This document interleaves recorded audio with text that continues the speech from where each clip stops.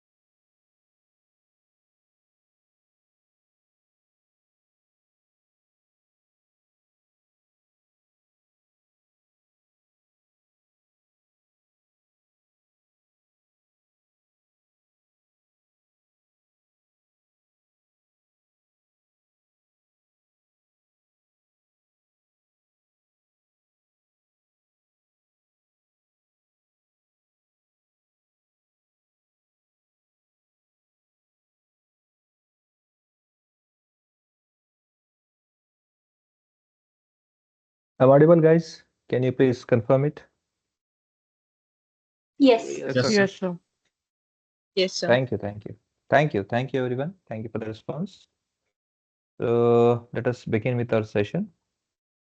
As you can see, I have got an sample data for our references, and then we'll be doing lots of work over there. है ना, theoretical part तो चलो थोड़ा कुछ समझ में आया है. Now let us work on some practicals also. Again, एकदम से लोड नहीं देंगे, थोड़ा थोड़ा करके, बट छोटा छोटा हम प्रोसेस करते हुए स्टार्ट करेंगे. ये आपके जो सामने डेटा है, ये सैंपल सुपरस्टोर का डेटा है. ओके, नाउ सैंपल सुपरस्टोर का डेटा है मतलब क्या? एक सेकंड को मैं अ, ये कर लूँ. ओके ओके, तो सैंपल सुपरस्टोर का डेटा है मतलब क्या? सैंपल सुपरस्टोर का डेटा है मतलब एक सुपर स्टोर है, जैसे डी मार्ट है, विशाल मेगा मार्ट है, सपना मार्केट आया था बीच में, एंड सो फोर्थ. जैसे होते विशाल अभी जैसे अपने क्या कहते हैं, कहीं भी एक चौक में आप जाते हो तो सुपरमार्केट्स आपको मिलता ही है. ओके, तो हाँ, डेटा काइंड है. तो फॉर एग्जांपल पकड़ लो कि मेरा एक फ्रेंचाइज है, या फिर फॉर एग्जांपल मेरा एक बड़ा सा डीमार्ट का एक बड़ा से शॉप है. उसके छोटे छोटे डिस्ट्रीब्यूटर्स और रिटेलर्स मैंने अलग अलग सिटीज में, अलग अलग रीजन में, अलग अलग कंट्रीज में ना लगा रखे. ओके, तो ऑब्वियसली मेरा सेल्स अगर देखा जाएगा 4-5 सालों में तो बहुत बड़ा सेल्स हुआ होगा. अगेन प्रॉफिट लॉस वो पूरा अलग स्टोरी. बट ऑब्वियसली अगर पाँच छः कंट्री की जगह मैं ऐसे कहूंगा कि अगर 5-6 कॉन्टिनेंट्स में, ओके, या फिर डिफरेंट डिफरेंट कंट्रीज में अगर मेरे शॉप होंगे, वहां पे फ्रेंचाइजीज होंगे, तो ऑब्वियसली वो फ्रूटफुल है, अच्छा है. Now based on that data हमारे पास में कुछ यहाँ पे हमने कलेक्ट किया है. ओके, अब इस टोटल अगर आपको कभी कोई पूछेगा कि इस सैंपल, कोई भी मतलब इसका ही नहीं, कभी भी आपको कोई पूछता है कि आपके डेटा सेट का साइज क्या था, ओके, उसे कहते हैं size. Size here is nothing but how many rows and how many columns are there. Okay, it is always referred as how many rows and how many columns. ये ध्यान रखिएगा. This is most probably asked for uh, as in general way. It will ask you for many a times. Okay, follow up करोगे तो आपको 10 interview में से 7 से 8 बार ये क्वेश्चन पूछा ही जाता है. ओके, सो कितने रिकॉर्ड से कितने कॉलम आपको पूछते ही है. ना कितने रिकॉर्ड्स है मतलब टोटल रिकॉर्ड्स. आप देखोगे यहाँ पे 1 2 3 4 5 रिकॉर्ड्स है ना, ये रिकॉर्ड्स. तो कितने ऐसे टोटल आपके रिकॉर्ड्स है? तो ऐसे आपके यहाँ पे इस डेटा में हमारे पास में 9994 रिकॉर्ड्स है. अराउंड 10,000 के करीब ये आ जाता है. कितने कॉलम है? We have 21 columns. कितने हैं? 994 9994 रिकॉर्ड्स टोटल हमारे पास में है, और रिकॉर्ड्स और 21 कॉलम्स है. तो ये डेटा कौन से लेवल में आता है? This is moderate. ये लार्ज डेटा सेट नहीं है, और समवट लार्ज भी कह सकते हैं, बिकॉज अगेन 2015 अबव से ये डेटा ज्यादा क्रॉस होता है, तो कह भी सकते हैं. बट अगेन रिकॉर्ड थोड़ा कम है, अराउंड 1 लाख होता तो यस, इट वाज ऑब्वियसली ये इसके अंदर आ जाता मिड मॉडरेट डेटा सेट में. But now small data set में आता ही है. तो इट इज कंटेनिंग 21 कॉलम्स, उसके वजह से कंसिडर कर सकते हैं एट सम सिनेरियो. बट ठीक है, अभी के लिए स्मॉल डेटा सेट में आता है. Now, when we have a data set like this, or let's say this much big, ये तो अगेन बहुत बड़ा नहीं है, बट जिन लोगों को अभी तक वर्कआउट नहीं किया किसी भी डेटा सेट में, तो उनके लिए शायद बड़ा होगा. Anyhow it's okay, no problem. Okay, तो ये स्मॉल डेटा सेट है, बिकॉज 10,000 रिकॉर्ड्स तक भी कंप्लीट मतलब क्रॉस नहीं कर पा रहा, 1 लाख तो नहीं पहुंचा है लाइक दैट. ओके, तो that's why. Yes, column wise it has a huge capacity, it has huge details that we have, but it is okay. Okay, तो स्मॉल डेटा सेट में आता ही है. सेड दैट, हमें क्या करना है, इस डेटा सेट का एनालिसिस करना है. ओके, अब एनालिसिस करते समय ना बहुत तरीका हो सकता है एनालिसिस करने का. ओके, हो सकता है कस्टमर सेगमेंटेशन, आपने सुना होगा बहुत सारी जगह पे एनालिटिक करते समय. कस्टमर सेगमेंटेशन, कस्टमर सेगमेंटेशन मतलब क्या, आपके डेटा सेट में कस्टमर्स को अलग अलग कैटेगरी में ओके डिवाइड करना, ब्रेक करना, या फिर उसको अलग अलग तरीके से एनालाइज करना. जैसे फॉर एग्जाम्पल, अगर आपका बिजनेस रीजन वाइज अगर वो ड्रिफ्टेड है, या फिर अगर रीजन वाइज अगर वो स्प्रेडेड है, तो रीजन वाइज ईस्ट हो सकता है, वेस्ट हो सकता है, साउथ हो सकता है, नॉर्थ हो सकता है, सेंट्रल करके भी कहीं ना कहीं होता है. तो आपके डेटा सेट को ईस्ट वाइज कस्टमर्स का फ्रीक्वेंसी, कस्टमर का बिहेवियर, कस्टमर का नॉलेज या कस्टमर का रिक्वायरमेंट, डिमांड्स अलग होंगे, वैसे वेस्ट का अलग होगा, तो रीजन वाइज एनालिसिस कर सकते हो. ओके, ये हो गया कस्टमर का रीजन वाइज एनालिसिस. उन्हीं कस्टमर का आप एरिया वाइज भी कर सकते हो. People who are living in let's say lavish area, और where more let's say properties are been sold out, है ना, नॉर्मली जहाँ पे होता है, जहाँ पे लैविश लग्जरियस लाइफ जो जहाँ पे लोग ज्यादा रहते हैं, उनका आप देखोगे तो उनके रिक्वायरमेंट्स, उनके डिमांड और उनके जो सेल्स होते हैं, फिर उनके बिहेवियर होता है वो अलग होता है, compare to people who are in let's say middle class and people who are living in a poverty, or say people who are living in under middle class, उनका रिक्वायरमेंट, उनके बिहेवियर अलग होते हैं, तो वो एनालिसिस भी आप कर सकते हो. Again you can do analysis also on based on income basis, कितना किसका इनकम है ना, ऐसे अलग अलग अलग तरीके के कस्टमर के हम एनालिसिस कर सकते हैं. अगेन आप फिर से देखोगे तो यस, ये तो कस्टमर का हो गया, डिमांड बेसिस, सेल्स बेसिस, जो भी हो. आप सिर्फ और सिर्फ सेल्स बेसिस में भी चेक कर सकते हो कि भाई सेल्स अगर मुझे ईस्टर्न में है तो कितना सेल होता है, वेस्टर्न में कितना होता है, साउथ में कितना होता है, नॉर्थ में कितना होता है. उस ईस्ट में भी अगर आपके पास कैटेगरी है, कैटेगरी मतलब क्या है, कैटेगरी फॉर एग्जांपल हो सकता है टेक्नोलॉजी कैटेगरी, जिसमें कि फोन, इलेक्ट्रॉनिक्स है ना, जैसे इलेक्ट्रॉनिक्स एक कैटेगरी है, जिसमें कि टीवी, इलेक्ट्रॉनिक्स, इलेक्ट्रिकल्स भी कभी कभी बहुत सारी चीज उसमें आ जाते हैं.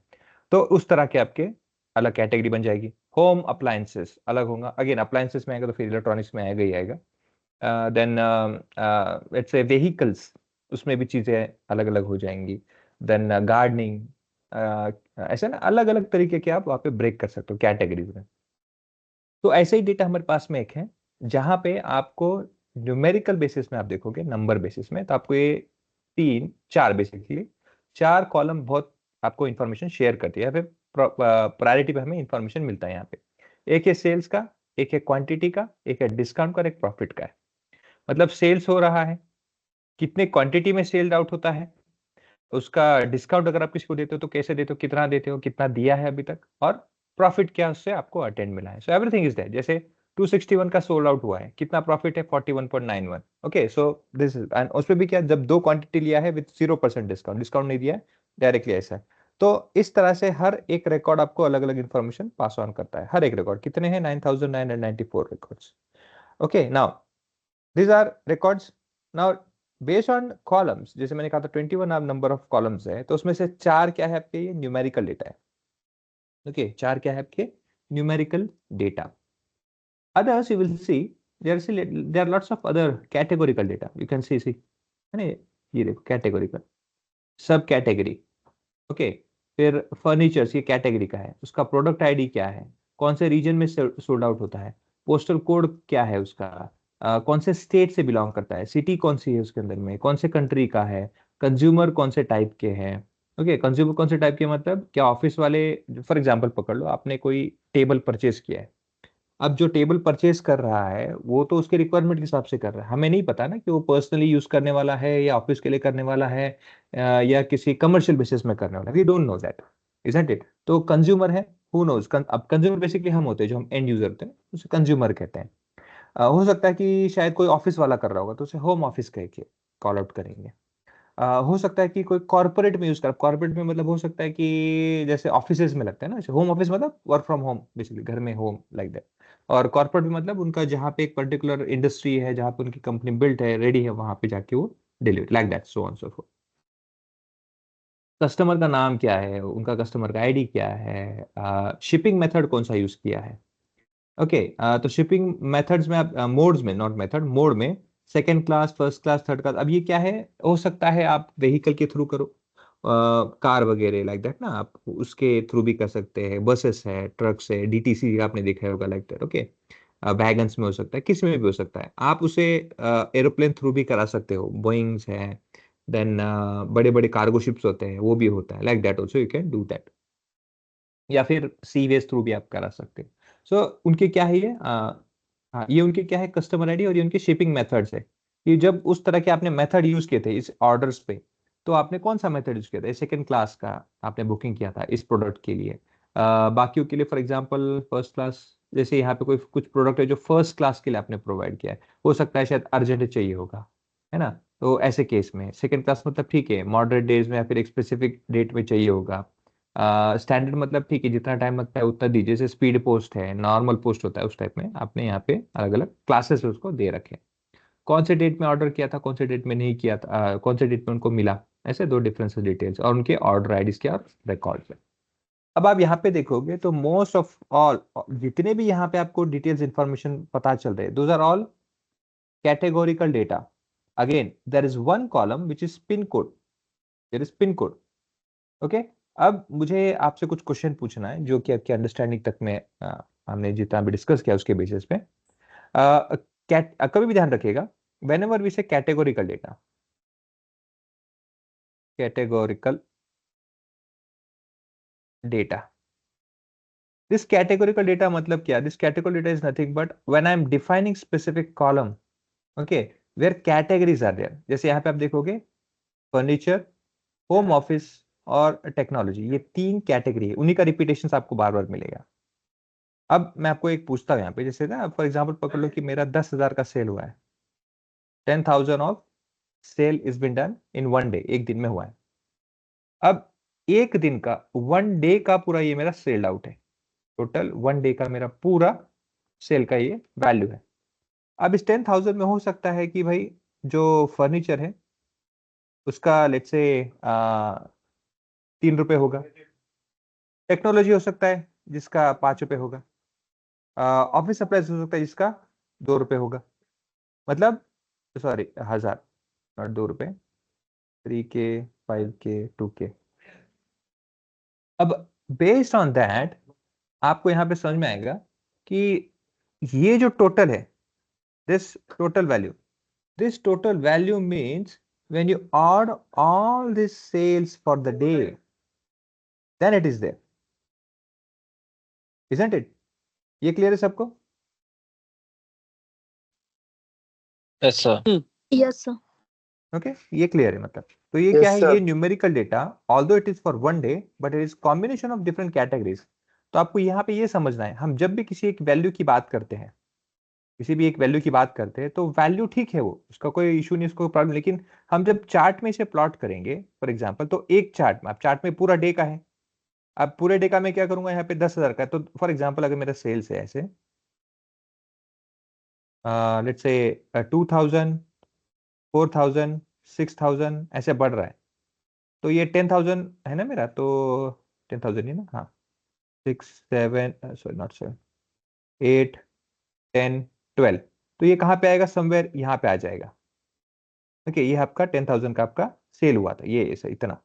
तो आपको कितना पॉइंट मिला पे, सिर्फ एक पॉइंट से आपको दिखाना पड़ेगा वो, ये यहाँ पे, क्यों, क्योंकि एक दिन का कितना सेल हुआ है, 10,000, so this is for one day. Second day का अलग होगा, थर्ड डे का अलग होगा, फोर्थ डे का अलग होगा। हर बार क्या मिलेगा आपको, ऐसे पॉइंट मिलेंगे। लेट्स से अगर टू सेकंड डे का यहाँ पे आया, थर्ड डे का लेट्स से बीच में आया, फोर्थ डे का लेट्स से ऊपर आया, तो ये कैसे मिलेगा आपको, ऐसे एक एक पॉइंट मिलेंगे, हर एक दिन का ऐसा पॉइंट मिलेगा। करेक्ट है सबको, एग्री है? Yes, sir. Yes, sir. Okay, ना हर एक दिन का आपको ऐसे अलग अलग वैल्यू आपको प्लॉट्स करके मिलेंगे, लेकिन आपको इस प्लॉट में कहीं पता चल रहा है कि 10,000 का जो टोटल सेल हुआ था उसमें फर्नीचर ने कितना किया, टेक्नोलॉजी कितना किया, ऑफिस सप्लाई ने कितना किया, यहाँ पे आपको पता नहीं चलता है। इस विजुअल में यहाँ पे कहीं पे भी क्लैरिफिकेशन नहीं है। अब मुझे अगर किसी ने पूछा, कस्टमर ने या फिर नॉट कस्टमर ने, मेरे मैनेजर ने या फिर मेरे पर्टिकुलर कोई सीनियर या फिर मुझे किसी को शोकेस करना हुआ कि मुझे एक फर्स्ट डे का जो टोटल जो टोटल रेवेन्यू नहीं कहूंगा, जो टोटल सेल्स का अमाउंट था, वो सेल्स के अमाउंट में अब 3 कैटेगरी है। इस कैटेगरी में किसका किससे परफॉर्मेंस था और किसका अच्छा परफॉर्मेंस था, किसका कम था या फिर किसका कितना परफॉर्मेंस था, मुझे दिखाना है। तो मुझे 10,000 को क्या करना पड़ेगा, ब्रेक करना पड़ेगा। और ब्रेक कैसे करूंगा मैं, इस 10,000 को मैं कुछ इस तरह से दिखाऊंगा।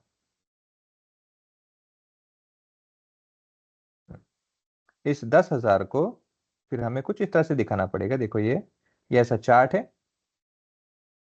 ओके, ये जो 10,000 स्पेसिफिकली एक दिन का बोल रहा हूं मैं, फर्स्ट डे का 10,000 जो है वो आपको 3 हिस्सों में दिखेगा। एक होगा फर्नीचर, एक होगा टेक्नोलॉजी, एक होगा ऑफिस सप्लाईज। अब ये कैसे दिखेंगे आपको पता चलेगा। Again scale will be changed कि 10,000 है ना टोटल, तो 2 3 4 5 6 7 8 9 10 ठीक है, इसमें 2 4 6 8 10 12 14 एंड सो ऑन। आपको फर्नीचर का कितना वहां पे 3K, तो कहाँ पे जाएगा, इन दोनों के बीच में, यहाँ पे ऐसा आएगा। मैं मार्क कर देता हूँ ऐसे, ये यहाँ पे। टेक्नोलॉजी का कितना हुआ है 5K, 5K कहाँ पे, 4 और 5 के बीच में, ये यहाँ पे। ऑफिस सप्लाईज का 2K कहाँ पे, ये एग्जैक्टली यहाँ पे। इसका मतलब क्या है, आपके पास में जब स्टार्टिंग में 10,000 था, वो कहाँ पे आ रहा था, वो आपका पॉइंट यहाँ पे कहीं आ रहा था, ये यहाँ पे। इन सबका सबका मतलब क्या है, व्हेन यू एग्रीगेट, आप सब तीनों के सेल्स का, अब जब इन तीनों के सेल्स को ऐड करते हो, एक एग्रीगेट करते हो डे 1 के लिए, तब जाके आपको ये 10,000 मिलता है। और इसी 10,000 को मैं ब्रेक करता हूं 3 कैटेगरीज में, तो आपको इस तरह से ब्रेक करके मिलेगा, ये और ये क्लियर है। Yes sir. Yes sir. Okay, इसलिए हमेशा ध्यान रखिएगा आपके ग्राफ में, ओके, सिर्फ और सिर्फ नंबर होने से काम नहीं होता है। Okay, understand that only and only having numbers will not solve the issue or will not give a proper analysis. If you want to understand further, you have to break it. Okay, you have to break it means you have to break it into categorical data, और ऐसे categories के basis पे आपको break करना होगा। जैसे मैं आपको एग्जांपल देता हूँ, जैसे ये सेल्स है। ओके, लेट्स से मैं क्या करता हूँ, यहाँ से इतना डेटा कॉपी कर लेता हूँ, ऊपर का भी सेल्स भी कॉपी कर ही लेता हूँ, और copy this sales, I paste it over here as it is like this. Paste करने के बाद मैं क्या इसको सेलेक्ट करता हूँ अभी, और इसको कर देता हूँ, भैया आप काम करो, मेरे ना एक डेटा इंसर्ट कर दो। लेट्स से इसको मैं लाइन चार्ट यूज कर लेते हैं, वो बेटर रहेगा। ये आपका डेटा का पॉइंट है, ये आपका डेटा का पॉइंट आ गया। ओके, इस तरह से दिखेगा। लेट्स से इसको अरेंज भी कर लेते हैं ना, हम सॉर्ट कर लेते हैं स्मॉलेस्ट टू लार्ज, ऐसे। ये आपका डेटा इस तरह से कुछ दिख रहा है ना। अब ये इंफॉर्मेशन से मुझे क्या पता चले, इससे तो मुझे सिर्फ ये पता चल रहा है कि फॉर एग्जांपल पकड़ लो, फर्स्ट डे में इतना था, सेकेंड डे में यहाँ पे, थर्ड में यहाँ, फोर्थ में यहाँ, लेकिन सब नंबर है। यहाँ पे मुझे कुछ भी ऐसा पता नहीं चलता है कि क्या मेरे स्टार्टिंग के, अब मैं इसको रैंडम नहीं रखता हूँ, I will not sort it, because sort करने से क्या हो जाएगा समझ में नहीं आएगा। अब मैंने इसे ऐसे रैंडम नहीं रखा। अब जब आपका लाइन चार्ट यहाँ पे दिख रहा है, तो आपको पता चल रहा है कि सबसे ऊपर पीक यहाँ पे है, सबसे नीचे वाला पीक यहाँ पे है, यहाँ पे नहीं, सॉरी यहाँ पे, ये यहाँ पे सबसे नीचे पीक। मतलब आप देखोगे ये एवरेज हो सकता है, probably at this line there could be an average. Okay, now अब आपको पता चलेगा यहाँ पे कि, चलो कैलकुलेट भी कर लेते हैं, ठीक है, मार्क कर देते हैं। This is your highest peak, highest sales, this is your smallest sale. Okay, like that. यहाँ पे भी दिख रहा है मुझे वैसे तो, ठीक है, नहीं चलते, पीक यहाँ पे। Okay, smallest sale. अब ये आपका पीक हो गया। अब ये पीक क्या बता रहा है ग्राफ में, ग्राफ में तो आपको ये पता चल गया कि भाई कोई तो 11 ऐसा कुछ तो भी अपना इनपुट है। 1 2 3 4 5 6 7 8 9 10 11, this is your input, one of our input from the sales which is having overall मैं यहाँ से बात कर रहा हूँ, तो this data point, not all the data, this sample data set, that we have the highest sale of 1706. That is the sales that has been done, which is highest. और smallest है यहाँ पे आप देखोगे 6th नंबर पे, तो 1 2 3 4 5 6 which is 728. अच्छा ये भी है, मैंने बोला ना यहाँ पे है एक 2 वाला, 11 12 13 14 15 16, यस लगाई था मेरे को यहाँ पे 16 पे.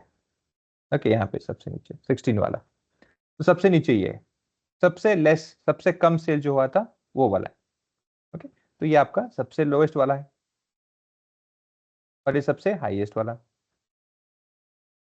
लेकिन मुझे ये नहीं पता चल रहा है स्पेसिफिकली, अगर मैं पूछूं तो फॉर एग्जांपल पकड़ लो कि ये अभी आपका जो कैलकुलेशन है एक दिन में 24 घंटे है, हो सकता है ये 18 घंटे का ही डेटा है, बिकॉज 1 से 18 है ना, उतने रिकॉर्ड्स हमारे पास में, तो हो सकता है 18 घंटे का है. लेकिन मुझे अगर ये जानना है पीक आवर्स, सबसे ज्यादा सेल जो होता है वो पीक आवर्स कौन सा है, अगर मुझे ऐसा आइडेंटिफाई करना है कि जहां पे सबसे ज्यादा सेल आउट होता है, और ऐसा कौन सा आवर है कि सबसे कम वहां पे सेल आउट होता है, और ऐसा कौन सा आवर है कि सबसे एवरेज सैलरी जो होता है, सॉरी सैलरी बोल रहा हूँ, एवरेज सेल होता है जो होता है, ये कैसे पता चलेगा, कैसे पता चलेगा गाइस?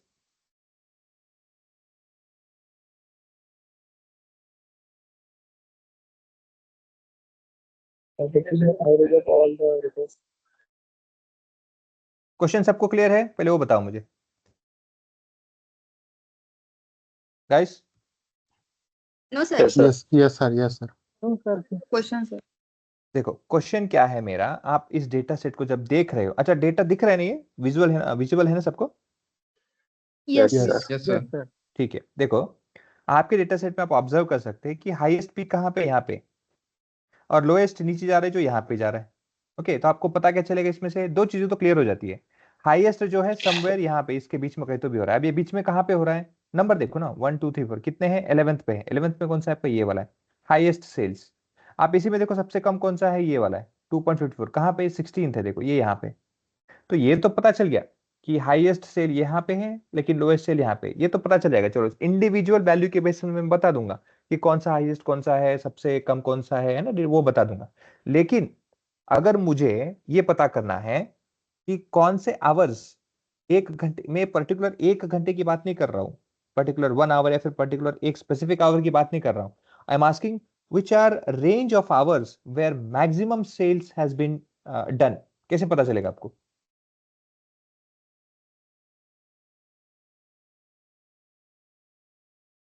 सर उसके लिए वाई एक्सिस पे हमें टाइम का भी एक डेटा सेट ऐड करना पड़ेगा ना? वाई एक्सिस पे हमें टाइम, ये टाइम पकड़ो, देखो एक्स एक्सिस में टाइम है ना आपका, ये जो टाइम है ना, ये 1 से ले 18 आवर्स है ना, आवर्स का ही है वो, 1 2 3 लाइक 18 आवर्स. ये तो सेल्स का रहेगा ना, ये अगर आपका टाइम है तो ऑब्वियसली आपको यहाँ पे सेल्स रखना पड़ेगा. तो टाइम और सेल्स के बीच में यहाँ पे डिटेल्स आ रहे हैं. आगे बोलिए.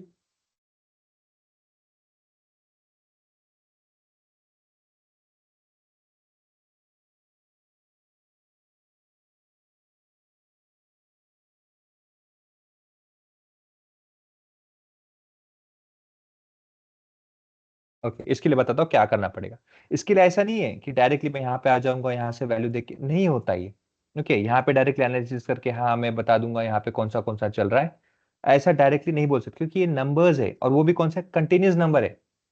सेल्स कभी ऐसा नहीं हो सकता कि 2.2 ना हो, ऐसा नहीं हो सकता कि नहीं 3.2 है वो नहीं माना जाएगा, ऐसा कुछ नहीं है. वो क्या है, कंटिन्यूस डेटा है, it can be any value. ऐसे केस में क्या है, प्रेडिक्शन करना भी बहुत मुश्किल है. तो आप देख ही सकते हो आपके डेटा सेट में भी बहुत इररिलेवेंट वैल्यूज है वो, ऐसे नहीं कि एक आया तो दूसरा आ रहा है, उसके पास में आता है उसके दूर में, ऐसे कुछ भी नहीं है. There is very random spaces in between them, so it is very irregular. और ये सेल्स में होता है, आज का जो सेल हुआ है कल ऐसे ही होगा नहीं कह सकते हैं. हाँ स्पेसिफिक एक ही प्रोडक्ट है तो ठीक है, बट जब वेराइटीज होता है तो इट इज नॉट पॉसिबल. तो ये आपको सेल्स का ऐसा इरेगुलरिटी मिलेगा. अब इसके लिए क्या करना पड़ेगा हमें, हमें इस न्यूमेरिकल डेटा को ना, इस न्यूमेरिकल डेटा को हमें करना पड़ेगा इसे डिस्क्रिटाइज. क्या करना क्या पड़ेगा, डिस्क्रिटाइज. डिस्क्रिटाइज मतलब क्या है, किसी भी न्यूमेरिकल डेटा को जब आप कैटेगोरिकल के बेसिस में डिवाइड करते हो या फिर कैटेगोरिकल स्टेट में उसे कन्वर्ट करते हो तो उसे कहते हैं डिस्क्रिटाइजेशन. ओके जैसे अब मैं क्या करूंगा, इस सेल्स को, इस पूरे सेल्स को हम इसको रेंजेस में डिवाइड करेंगे, ये कहते हुए कि स्पेसिफिक रेंज रहेगा तो हाई है, स्पेसिफिक रेंज रहेगा तो वो लो। पहले तो हम दो हिस्सों में डिवाइड करते हैं। अब दो हिस्सों में डिवाइड करने के लिए मैंने क्या किया, पहले मैंने निकाल दिया उसका मीन, मीन और एवरेज आप कह सकते हो, नो प्रॉब्लम। मैंने ये निकाल दिया, क्या निकला हमारा मीन और एवरेज, ये आपका मीन और एवरेज ये निकला। ओके, ये वाला आपका मीन और एवरेज में ये कर देता हूँ mark. 384.391 is a sales, average sales which has been done in this. अब हम क्या करेंगे, एक फंक्शन लिखेंगे। फंक्शन क्या लिखेंगे, let's say if in this cell if it's greater than which reference this value comma put it as high, अभी के लिए हाई और लो कर देते, बाकी का आप प्रैक्टिस कर लीजिएगा, no issue, like this. And when I but अच्छा सॉरी, करेक्ट, मेरी गलती है, लॉक करना पड़ेगा।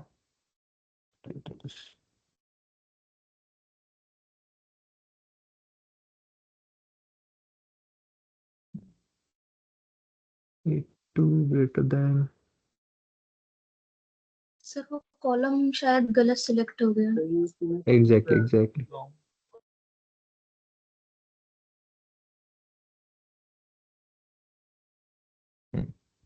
कॉलम ने एक्चुअली जो वैल्यू था ना वो नीचे वाला आ गया था, तो उसकी वजह से, बट ठीक है, एनी हाउ आंसर आ गया। अब इसको मैं क्या करूंगा, देखो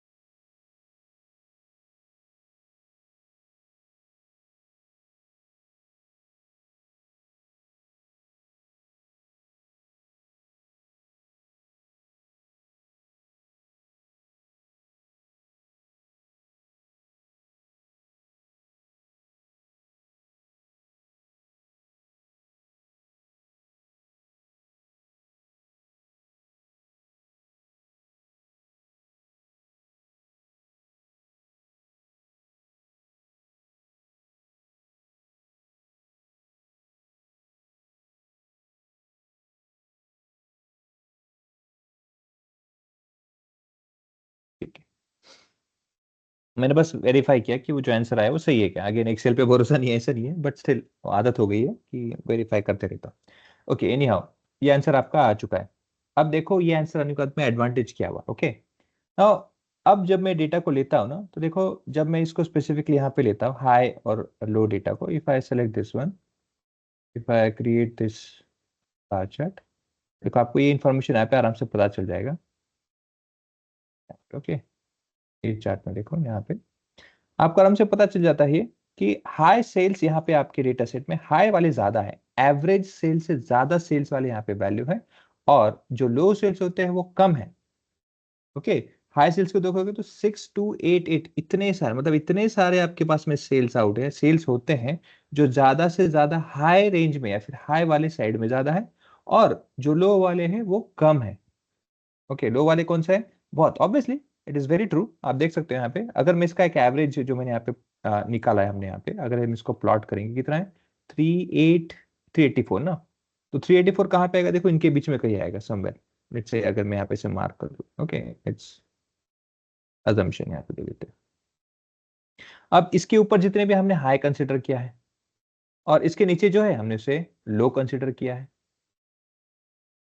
बेस्ड ऑन दिस आप देख सकते हो कि वहां पे कितने पॉइंट्स है, 1 2 3 4 5 6 7 8 9, 1 2 3 4 5 6 7 8 9 10 11, कहाँ 2 छूट गया? अच्छा यहाँ पे क्या है, यहाँ पे लग रहा है और कोई छुट्टी है यहाँ पे। ऐसे 11 पॉइंट है और बाकी जितने भी पॉइंट बचे हैं वो सब के सब हाई है। और हाई एंड में भी देखोगे तो देखो यहाँ पे है, isn't it? सबके सब क्या है, हाई पॉइंट में।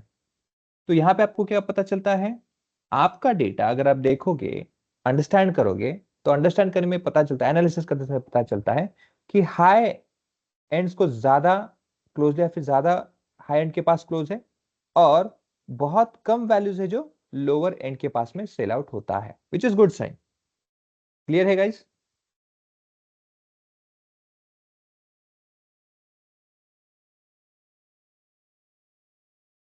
गाइस क्लियर है क्या? Yes, sir. Yes sir. Okay Yes, sir.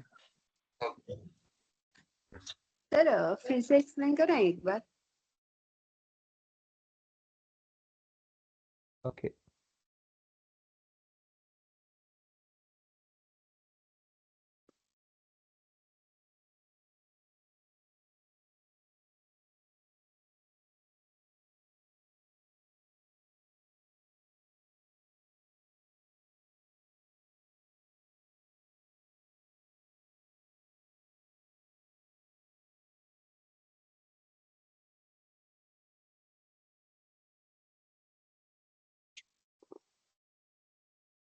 देखो यहाँ पे आपके पास में सेल्स का एक कॉलम है और लो का एक कॉलम है। सेल्स का जो डेटा है, सेल्स का अगर हम सिर्फ और सिर्फ ऐसे ही डायरेक्टली यूज कर दे सेल्स को, तो क्या होगा, फर्स्ट यहाँ पे सेकंड यहाँ पे ना, ऐसे सिंपली हर एक पॉइंट का आपको प्लॉट मिल जाएगा। हर एक पॉइंट ना कहाँ कहाँ पे ऐसे प्लॉटेड है, आपको इस तरह के आपको विजुअल्स मिलेंगे इस तरह से। बट ये जो हर एक पॉइंट का जो यहाँ पे प्लॉट होता है, हर एक वैल्यू का यहाँ पे जो प्लॉट होता है, इससे आपको ये थोड़ी पता चल रहा है कि कौन सा सेल लो है या फिर कौन सा पर्टिकुलर सेल या फिर कितने एग्जैक्टली अगर इसका सम, अभी हमने क्या निकाला है, टोटल सम। क्या निकाला हमने? टोटल सम ऑफ निकाला है। तो ये आपको थोड़ी पता चल रहा है कि अगर हम देखेंगे कि ऑन एन एवरेज अगर मैं यहाँ पे एवरेज जैसे वैल्यू का एक लाइन कंसिडर कर लूं जो कि एवरेज वैल्यू को रिफर करेगा, if I consider this as an average line, इसके ऊपर में कितना total sum of sales I am having, कि जो हायर रेंज में है या फिर मुझे अच्छा सेल्स का मिल रहा है उसका टोटल, और नीचे जो लो सेल्स है उसका सम क्या है, कैसे पता चलेगा? बिकॉज मैं यहाँ पे नहीं कर सकता, यहाँ पे मैं उसको आइडेंटिफाई, यहाँ पे मैं उसको एडिशन आइडेंटिफाई नहीं कर सकता, isn't it? तो मुझे क्या करना पड़ेगा, इस पूरे डेटा को मुझे दो हिस्सों में डिवाइड करना पड़ेगा, which is low and high. तो हमने वो दो कर दिया। करने के बाद हमने क्या किया, जितने भी हाई वैल्यूज है उसको कर दो आप यहाँ पे ऐड, उन सबका सेल्स का, और जितने भी लो वैल्यूज है उन टोटल को उनका कर दो टोटल। टोटल करने के बाद आपको इतना अच्छा एक विजुअल मिल जाता है जहां पे आपको बता देता है कि हाई सेल्स वैल्यू ज्यादा है, लो सेल्स की वैल्यू कम है। वैल्यू कम है मतलब उनका टोटल सेल्स होता है जो आपके सेल आउट हो रहे हैं वो हायर एंड में ज्यादा हो रहे हैं, उनका सम ज्यादा है। वेराइज आप देख सकते हो कि जो लोअर साइड में सेल्स हो रहे हैं वो कम है और उनकी वैल्यू भी कम है। क्लियर है? Yes sir. Yes, sir. Yes, sir. तो ये जो एडिशन है, ये जो आपका आंसर यहाँ पे जो आपको प्राप्त हो, ये जो आपको मिला है, ये कौन से बेसिस में मिला है? सिंस आपको जो न्यूमेरिकल डेटा है, इस पूरे न्यूमेरिकल डेटा को जब आपने दो हिस्सों में डिवाइड किया, किसमें किया, हाई और लो में, तब जाके आपको आंसर मिला ये। अगर ये आप ऐसे डिवाइड नहीं करते तो ये तो सिर्फ नंबर्स है। ये क्या है? सिर्फ नंबर्स है। Numbers. आप हाँ उसके तो आप कैसे उसको आंसर दो? कुछ भी नहीं कर सकते इसमें से, इट्स ऑल नंबर्स। नंबर को हमको अंडरस्टैंड करने के लिए हमको कैटेगरी में उसे ब्रेक करना पड़ता है। हमको पैटर्न थोड़ी फाइंड आउट करना है, हमको क्या करना है, अंडरस्टैंड करना है कि हाँ भाई हाई में कौन सा है, लो में कौन सा है। जैसे फॉर एग्जांपल पकड़ लो आपके शॉप में, आपका एक शॉप है पकड़ लो कोई भी, और उस शॉप में आपको ये पता करना है कि कौन से पर्टिकुलर सेगमेंट के लोग हैं, ओके, जो मेरा प्रोडक्ट ज्यादा से ज्यादा खरीदते हैं। Okay, you have age column. अब उस एज कॉलम में बहुत सारे नंबर्स हो सकते हैं. Let's say will create one age column, AGE. Okay, rand between करके फंक्शन होता है जो रैंडम नंबर्स को क्रिएट करता है. Bottom value let's say again shop में आने वाला एटलीस्ट 20 एज का होगा, ऐसे हम कंसिडर कर लेते हैं. और let's say max up to 65 probably अच्छा हेल्थी है इस बेसिस में. और हम इसी को करेंगे कंटिन्यू. लेट्स से इतना डेटा अपने पास में. Okay, now these are all random values. ये हमने कहीं से कॉपी नहीं किया, कुछ नहीं किया, रैंडम वैल्यू जनरेट हुआ. अब आपको ये पता करना है कि इस रैंडम वैल्यू डेटा सेट में मेरे प्रोडक्ट का, ओके, जो लोग ले रहे हैं, जो लोग मेरे प्रोडक्ट्स को ले रहे हैं, वो कौन से एज के हैं जो ज्यादा ले रहे हैं. फॉर एग्जांपल मैं यहाँ पे आपको एक और ऐड कर देता हूँ, is equal to rand between, यहाँ पे 0 और 1 ऐसा हम इसको डिवाइड कर देंगे. ओके, 0 और 1 ऐसे डिवाइड कर देंगे. एंटर कर देता हूँ. ये इस तरह से आपके पास में डेटा है. Control C and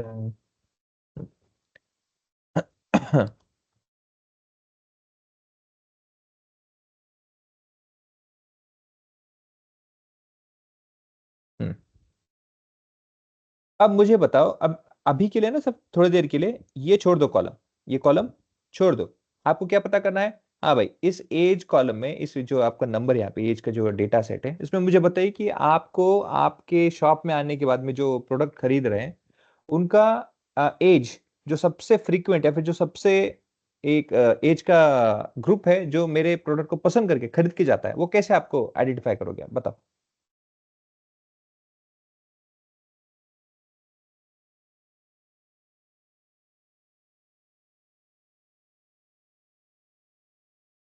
Sir, we need to calculate average again. Average से कैसे निकालोगे? ठीक है, चलो मैं आपके लिए एवरेज निकाल देता हूँ. हाँ, टोटल का जोड़ के सर हम ओल्डर और यंगर्स दो पार्ट्स डिवाइड करेंगे. जेंडर. ओके, ठीक है, उससे क्या होगा? उससे हम Sir, we can use the एक if statement.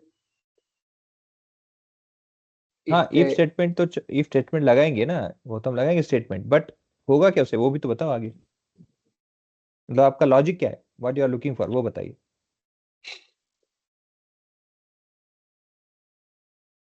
हाँ, जो अभी कह रहे थे कि हम उसे दो हिस्सों में डिवाइड करेंगे, यंगर और ओल्ड, तो उससे क्या होगा? हमें हमें ओल्ड अलग से, ओल्ड एज के अलग से मिल जाएंगे. हम्म फिर हम उस पर, फिर हम उस एज को रेफरेंस लेके सेल्स से कंपेयर करेंगे इफ की कंडीशन से. अबव ओके और सर. बिलो का फिल्टर लगाएंगे. अबव और बिलो विच, किससे कंपेयर करेंगे आप? अबव और बिलो किस वैल्यू से? सर ये स्पेसिफिक देंगे 30 या 40 का. एवरेज जो 30 हाँ, बिलो का 30 अबव ऐसा एज का फिल्टर लगाएंगे. ऐसा क्यों लगाएंगे? 30 अबव क्यों ऐसा लगाएंगे? उससे हमें फिर पता चल जाएगा कि किस एज ग्रुप में ज्यादा सेल्स हो रहा है, ज्यादा सेल हो रहा है. तो बिलो 30, देखो बिलो आपके मींस पास बिटवीन अभी ये 31 देखो टू देखो 60. आपके पास में अभी ना सिर्फ ये एज एक कॉलम है. ओके, आपके पास में अभी सिर्फ ये एज, ये एक ही कॉलम है. ये पूरा अलग डेटा है. This sales is different data, do not take this in that. सिर्फ एज कॉलम का भी आपके पास में डेटा है. ओके, अब आपको क्या पता करना है कि भाई जो लोग मेरे ना प्रोडक्ट्स को बाय करते हैं, नहीं करते, तो पर्टिकुलरली कौन से रेंज या फिर कौन से एज के लोग हैं जो नॉर्मली उसको बाय करते हैं ना, आपको वो पता करना है. वो बोल रहा हूँ मैं.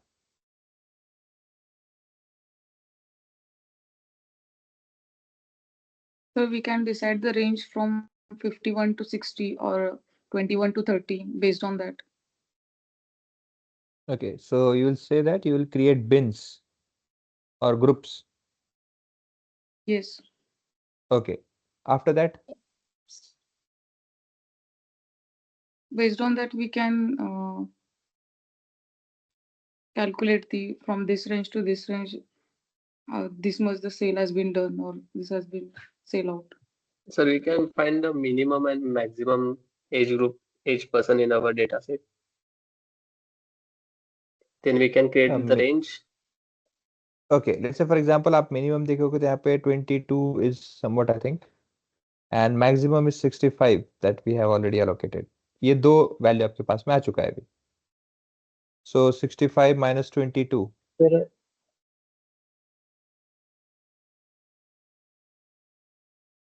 43। क्या करना है इस 43 से अभी ना? फिर हम इफ स्टेटमेंट ऐड करके if age is greater than 30 and and buy not में एस 1 और 0 ऐसा मतलब 1 कर सकते हैं, तो उस पे एज हायर दिखा सकते हैं। अच्छा, so you are saying that you will discrete the data based on its age, if 30 above adult, if 30 below teenage. Okay, ऐसा कंसिडर हाँ। किया। ओके ठीक है, चलो उससे क्या होगा फिर? फिर उसमें ग्रुप आ जाएगा जो हायर एज और लो लो में। फिर हम एंड एक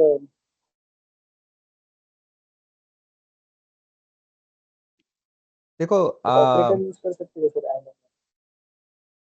ठीक है एंड ठीक है, चलो ऑपरेटर यूज कर हाँ ऐड भी कर सकते हो। देखो आपको एक चीज ध्यान रखना है, क्वेरी पूछी गई थी जो मैंने आपको अभी बोला था कि आपको एज का कॉलम दिया गया है और इस कॉलम पे आपको जो भी एनालिसिस करना है। और मैंने ये कहा था कि ऐसे कौन सा रेंज ऑफ पीपल है, जो कौन से लोग हैं, ओके, जिनके आप आंसर देखोगे तो उनका जो काउंट या फिर बोलो उनके डेटा सेट में आपको ये काउंट पता करना है कि कौन से रेंज ऑफ पीपल है जो मेरे प्रोडक्ट को बाय ज्यादा कर रहे हैं। करेक्ट है? यस। तो दूसरा कॉलम आपका यहाँ पे why you are let's say इसको आप ऐसे ब्रेक या फिर इसको इसको डिस्क्रिटाइज क्यों कर रहे हो कि उनका एज 30 40 ऐसे? जैसे अभी एक मैडम ने अभी ना पार्टिसिपेंट ने कहा था कि बिन्स बना दो आप, वो बेटर है ना। आप क्यों उस बिन्स को नाम दे रहे हो? ऑलरेडी आपके पास में है ना, बंदे ने बाय किया है कि नहीं, मतलब यस और नो, ये तो आपके पास ऑलरेडी है, इजंट इट? तो बाय कौन से एज रेंज, कौन से रेंज ने किया है? ठीक है चलो, उसमें भी आपने कहा कि मैं अगर रेंज बना दूं कि 30 के ऊपर को लेट्स से जो अडल्ट करूंगा, 30 के नीचे को आपको टीन करना है, ठीक है, वो भी करना है तो वो भी चलेगा। बट एक एडिशन स्टेप आप क्यों बना रहे हो वो नहीं समझा मुझे, बट ठीक है नहीं, आप बनाने के बावजूद भी चलो कर देंगे। फिर क्या होगा वो बता, चलो अब इसके आगे let's move on with that. सोचो सोचो, तब तक मैं आपके लिए यहाँ पे ना वो बना देता हूँ call. Let's say if this age is less than 30, तो हम हेलो हमें किस सर, हाँ, एक बार बोलिए ना। क्वेश्चन रिपीट करो ना।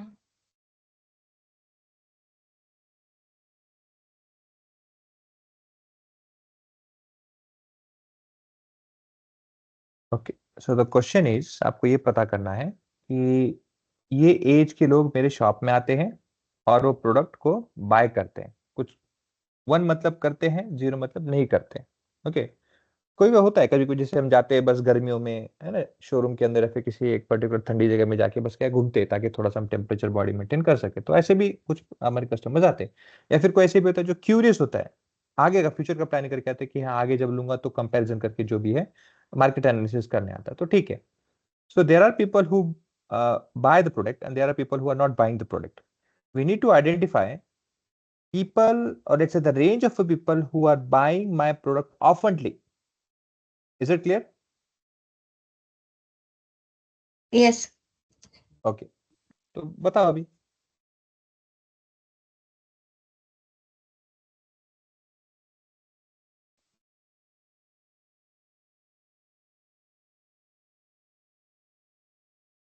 सर एक क्वेरी है, अगर हम बाय नॉट का column as a reference use करेंगे और उसके हिसाब से एज ग्रुप डिसाइड करने जाएंगे, तो फिर तो मतलब अभी यहाँ पे रेफरेंस में जो एजेस हमारे पास है ऑलरेडी, तो उसमें जो एज ग्रुप है वो बहुत ज्यादा बड़ा हो जाएगा ना। क्योंकि अगर हम यहाँ पे देखने जाएंगे तो हमारा बाय और बाय नॉट का जो कॉलम है, तो उसमें 21 से लेके 60 तक ऑलमोस्ट सब का मतलब एज ग्रुप है। तो फिर वो जो रेंज होगी हमारी वो तो ज्यादा की हो जाएगी ना। रेंज देखो, रेंज आपका 20 से 21 65 बेसिकली जो हमने रखा है, ओके वो रेंज है। आप उसको छोटे छोटे ग्रुप में कर दो ना। ओके, मतलब नाम मत दो, उसको अडल्ट टीन ये मत दो, उसको क्या करो 20 से लेके 30, 30 से लेके 40, 40 से लेके 50, 10-10 ईयर के गैप में भी छोड़ सकते हो, या ऐसे भी कर सकते हो 20 से 40, 40 से 60, दो ग्रुप में भी कर सकते हो। तो दो ग्रुप के सर बीच में मेरा आपको पता। फर्स्ट सजेशन वही था कि हाँ हम वही उसे आप ही नहीं बताया ना बीन्स का। मैंने बीन्स नहीं बोला था सर स्पेसिफिकली, बट मैंने वो रेंज के बारे में बोला था कि हम 21 से लेके 30 तक, 31 से 40, 41 से लेके 50 ऐसे रेंज दे सकते हैं। हाँ तो जो आपने बताया ना वो सेम बीन्स जिन्होंने बताया था, आई डोंट नो उनका नेम, मैंने नहीं रिकॉर्ड किया। तो मैंने तो बताया था ओके, तो जो, हाँ जो आपका नाम मैम, श्रावणी। चलो ओके, जो श्रावणी ने भी बताया है, और अभी जो डिस्कस कर रहे हैं वो कौन है? ऐश्वर्या। ऐश्वर्या। तो श्रावणी और ऐश्वर्या दोनों वही चीज बता रही है सेम। उनका कहना क्या है कि इंस्टेड ऑफ नेमिंग हम क्या कर सकते हैं, it is not required for every time to give this names, आप क्या कर सकते हो रेंज डिसाइड कर दो ना। इसी को बिन्स कहते हैं। ओके, ग्रुप जिसे कहते हैं ना, ग्रुप, ग्रुप कहते हैं, बिन्स कहते हैं उसे। आप क्या कर दो, उसे ग्रुप में डिवाइड कर दो कि भाई 20 से 30 ये ग्रुप बन जाएगा, फिर क्या होगा 30 से 40 ये ग्रुप बन जाएगा, फिर 40 से 50 और 50 से 60। इससे क्या पता चलेगा आपको कि count of people with this range in buying are more, और हर एक ये ग्रुप का कितना काउंट है, जैसे 4, ये ग्रुप का आएगा 2, ये ग्रुप का आएगा 10, ये ग्रुप का आएगा 6, कौन सा ज्यादा है? 10 वाला। तो ये वाले ग्रुप का मेरे शॉप में या फिर मेरे ग्रुप में इस रेंज के लोगों का ज्यादा बाय तो चलो कर रहे हैं, लेकिन सबसे ज्यादा उसी रेंज का वैल्यू के लोग आते हैं जो बाय करते हैं product. Are you getting my point? Clear है? Yes sir. Yes sir. Okay ठीक है। एनी हाउ डोंट वरी, हमको उस लेवल तक आना है। मैं आपको स्पेसिफिकली ऐसे ये चीजों का, यही चीजों का प्रैक्टिस करते करते हर एक चीजों का हम देखेंगे यहाँ पे। ओके ना, अभी जो मैंने कैलकुलेशन किया है, okay, you have seen that this is based on condition. यहाँ पे मैंने सम किया है। अब इसी को मैं क्या करता हूँ, देखो आपको, इसको मैं कॉपी करता हूँ।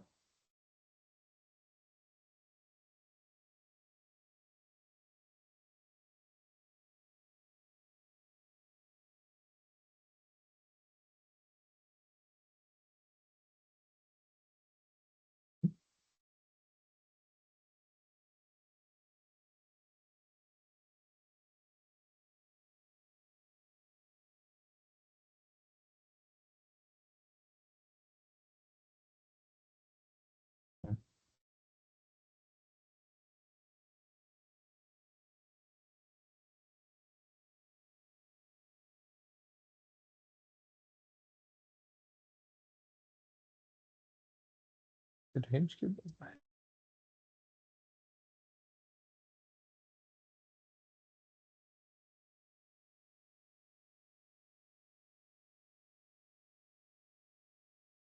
सर वो दोनों लॉक करने पड़ेंगे ना? करेक्ट।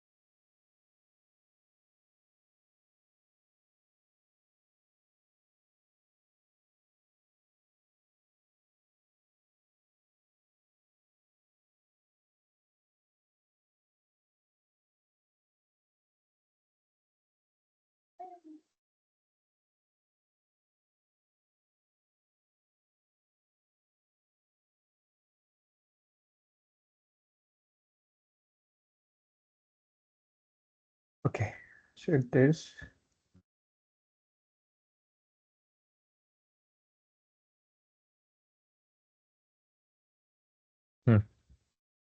देखो, अब आपको जैसे अभी हमने ये डिस्कस किया उसी के रिलेटेड मैं बताता हूँ। ओके, एक है आपका सम, ये कौन सा है? ये हाई सेल्स का है, और ये लो सेल्स का। क्या है ये? सम ऑफ। ये क्या पता चलता है आपको? सम ऑफ सेल्स। अब सम ऑफ सेल्स का देखो, मैं आपको एक और चीज बताता हूँ। ऑल दो आप देखोगे कि हाई सेल्स का जो वैल्यू है, ओके, ये सम है, it's sum of, it is sum of, aggregate sum है। ओके, यहाँ पे एग्रीगेट क्या है? काउंट। यहाँ पे एग्रीगेट है काउंट। अब आप देखोगे, अरे जब हम काउंट करते हैं तो लो की वैल्यू बढ़ जाती है, और जब हम हाई का करते हैं तो लो हाई की वैल्यू कम हो जाती है। वेराज जब सम करते हो तो हाई की वैल्यू ज्यादा है, लो की वैल्यू कम है। ऑब्वियसली एग्जांपल देता हूं मैं आपको। मार्केट में कोई फॉर एग्जांपल प्रोडक्ट है जो 10,000 20,000 के ऊपर या फिर उससे ज्यादा का प्राइस टैग होता है, तो उसको खरीदने वाले आपको हमेशा कम मिलेंगे।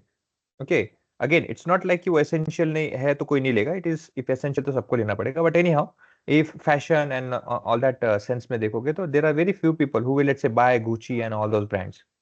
तो most of people can, but फिर भी क्या होता है, बहुत सारे लोग नहीं लेते। क्या जरूरत है जब we have that other options also, तो ये नहीं लेंगे। yes, people who are very much let's say enthusiast and very much close to that, they will buy it। तो लेने वाले लोग कम होंगे, लेकिन फिर भी क्या होगा, 10,000 का सेल हो रहा है। वही चीज पकड़ लो, कोई यही सेम प्रोडक्ट अगर दूसरे ब्रांड का 2,000 में मिल रहा है, तो इसका सेल ज्यादा रहेगा। इसका क्या होगा? सोल्ड सेल्स ज्यादा होगा, वेर एज इसका सेल्स कम होगा। लेकिन जब आप ऐड करोगे, जब आप इसका ऐड करोगे तो इसका एडिशन वैल्यू, क्योंकि इसका अगर फॉर एग्जांपल 10 प्रोडक्ट भी सेल हुआ है, ओके, और वही इसका अगर आप 10 प्रोडक्ट दोनों का अगर भी करोगे 10-10 का, तो दोनों में डिफरेंस क्या है? 10x10। ये क्या है? 10x2। ये डिफरेंस आता है। तो इसकी वजह से क्या होता है, भले काउंट, ओके फॉर एग्जांपल पकड़ लो, चलो इस 10 की जगह हम क्या करते हैं, उसे 20 भी कर दे।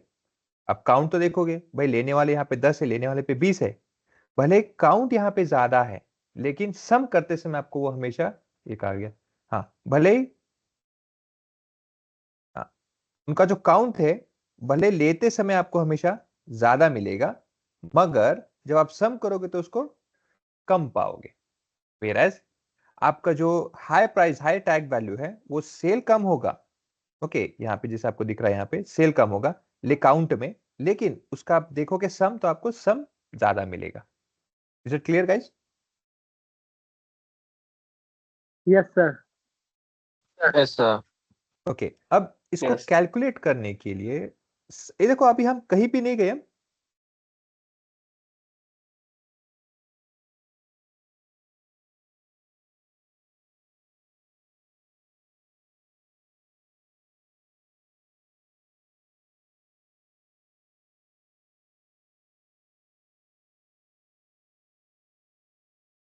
एक एक second.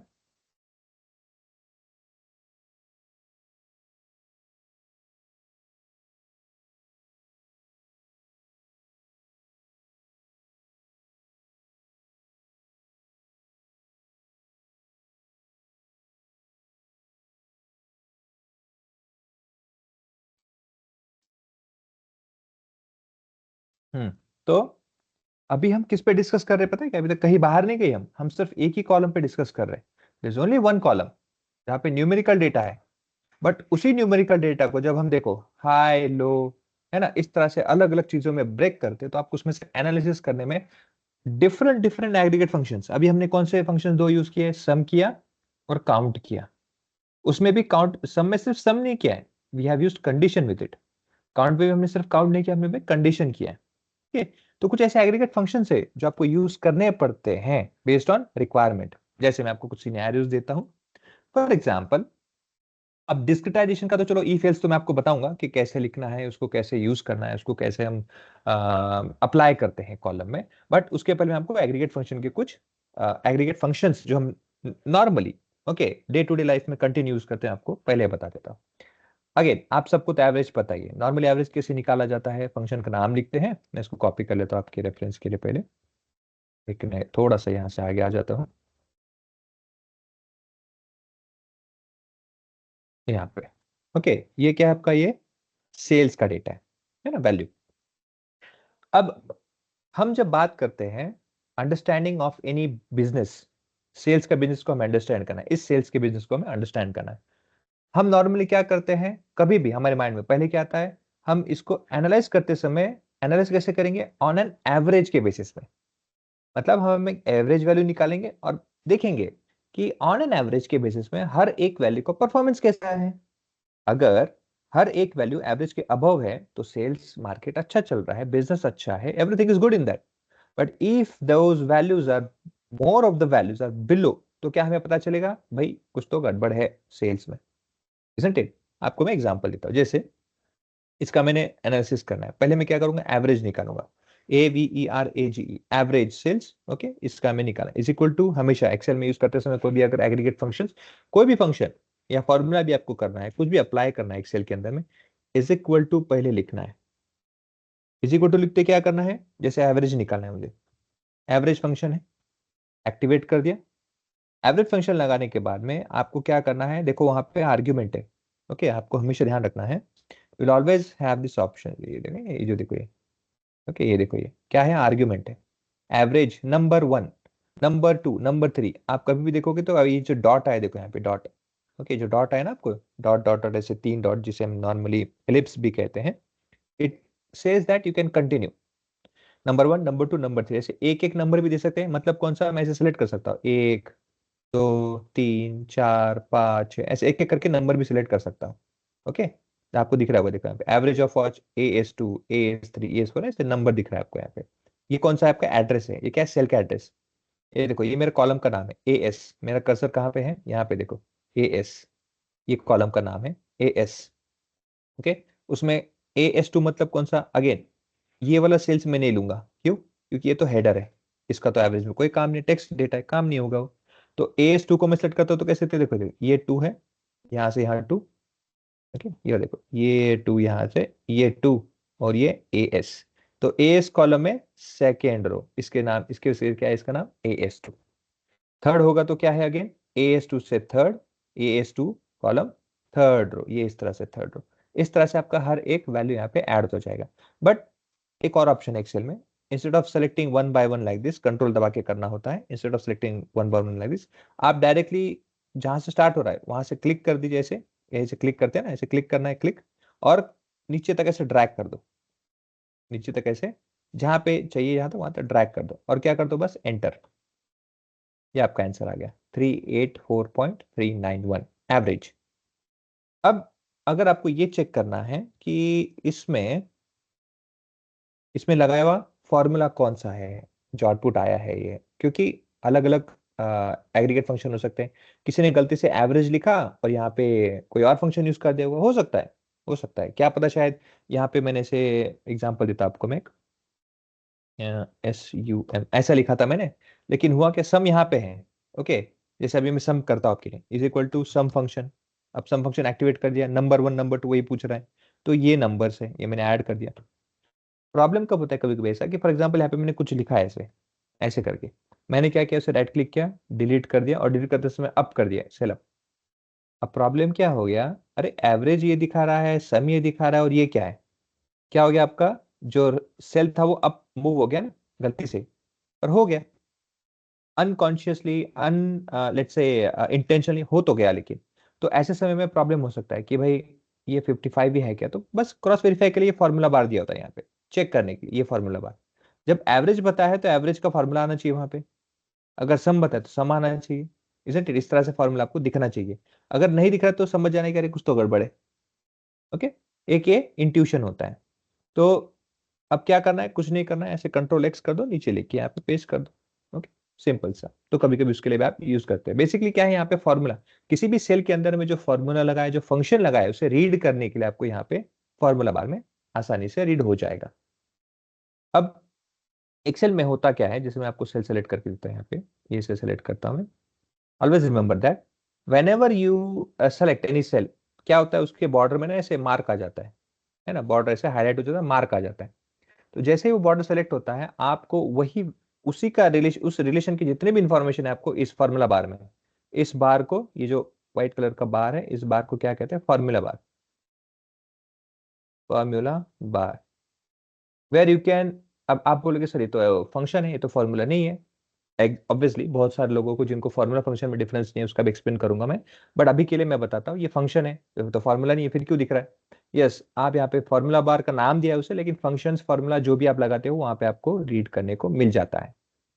Now, if there is no formula been applied, okay, or let's say if that cell is containing without any formula, or there is only values without any formulas, आपको यहाँ पे वही वैल्यू दिखेगा। जैसे फॉर एग्जांपल इस cell में अगर यहाँ पे 4 है, इसमें कोई फॉर्मूला नहीं आया, ओके, बस मैंने टाइप कर दिया, तो आपको इस फॉर्मूला बार के अंदर में सिर्फ 4 दिखेगा, कोई फॉर्मूला नहीं दिखेगा, which means this is somewhere let's say typed one, copied one, which is not containing any formula in that, simple सा logic। ये आपको मिल जाएगा देखने के लिए। Now we have this value. अब आपको यहाँ पे 384.391 दिख रहा है और यहाँ पे तो आपको उसका फंक्शन दिख रहा है। इसका मीनिंग क्या है? When you execute any function, obviously आपने फंक्शन एग्जीक्यूट इसलिए नहीं किया कि आपको फंक्शन देखना है, आपको रिजल्ट देखना है ना। तो एक्सेल क्या करता है, लेयर, नीचे के लेयर में आपका ऐसे लेयर 1 बाय लेन ऐसे लेयर होता है, ओके, ऐसे एक के ऊपर एक लेयर होता है। अब जो लोअर लेयर है, लोअर लेयर में आपके जितने भी फंक्शंस जो अभी आपने लिखे हैं वो फंक्शंस यहाँ पे रहते हैं, वो वर्कआउट कर रहे होते हैं, उसका रिजल्ट आपको अपर लेयर में जो भी आंसर है वो आपको मिल रहा होता है, जैसे यहाँ पे। ओके, तो शोकेस करते समय ये हमेशा आपको रिजल्ट मिलेगा। फंक्शन आपको देखना है तो आपको ये फॉर्मूला बार में आके देखना होगा। क्लियर है guys? Yes sir. Yes yes sir. Okay, now तो हमने क्या किया, सम ऑफ सेल्स और रेंज कर दिया। अब इसका एडवांटेज क्या है, अब मुझे पता चल गया है कि ऑन एन एवरेज सेल्स कितना होता है, ये होता है एवरेज। और मुझे पता चल गया कि भाई टोटल सम ऑफ सेल्स अभी तक कितना हुआ था, एग्रीगेट फंक्शन का एडवांटेज हो गया। Okay, this is very advantages. अब कंडीशन ये है मेरा कि मुझे ये चेक करना है कि एवरेज के नीचे का कितना टोटल है और एवरेज के ऊपर का कितना टोटल है। मुझे क्या जानना है, मुझे टोटल ये जानना है कि अगर मेरा एवरेज वैल्यू 384 ये अगर मेरा वैल्यू है, तो एवरेज के अबव कितने ऐसे सम, अगर जितने भी सेल होते हैं तो उसका टोटल क्या है, और बिलो एवरेज का सम ऑफ सेल्स कितना है। Okay, sum of sales above average and sum of sales below average, मुझे ये जानने की इच्छा है। क्योंकि फॉर एग्जाम्पल आपको एग्जाम्पल देता हूँ कि कभी भी डेटा सेट में ना अगर लिख के देता हूँ आपको यहाँ पे, जैसे यहाँ पे फॉर एग्जाम्पल मैं 10,000 लिख देता हूँ, ये 10,000 है, और यहाँ पे क्या है, लेट्स से 2,000। ओके, ये आ गया। इसका एवरेज क्या आएगा, देखो, is equal to AVERAGE average of this to answer, ये आ गया आपका 6,000 एवरेज। ओके, आंसर आ गया। अब ये 6,000 आ गया। अब इसी को अगर मैं यहाँ पे एक और ऐड करता हूँ, 3,000 और 1,000,